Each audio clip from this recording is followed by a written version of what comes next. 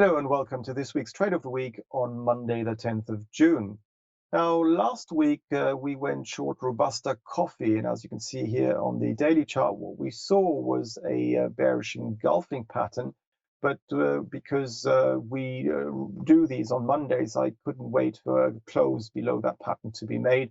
And I thought this pattern was valid, and therefore a reversal to the downside was being seen just below the April high, which is why we went short around 4,140, thinking that we would see a decline taking us back towards this long-term uptrend line here. But instead, what happened is that the Robusta coffee price actually hit a new high here, multi-year high, as you can see, and basically stopped us out because we had a stop loss just above that April high. So this led to a small loss with regards to that position. Now, if you haven't stopped out your position, you might be once again on side with this one, and in that case perhaps you can let it run and just place your stop loss above the high seen last week.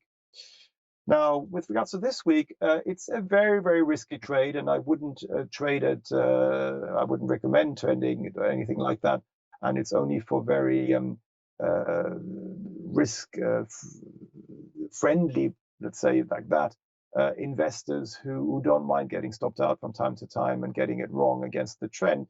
But what I'm seeing is negative divergence on the daily and weekly charts on the Nasdaq 100. And we've had two sessions last week on Thursday and Friday. We had these more or less doji patterns, all of which pointing towards a potential reversal to the downside. Now, what I would do here is only go short if we were to fall through Friday's low at 18,903. Only a fall through there would potentially lead to a reversal to the downside being seen. And only then, if we were to go short on a break lower there, on a limit order there, or a stop loss order, I should say there, then we could trade that perhaps with a stop loss just above the high at 19,115. So very, very tight stop against the trend, very risky.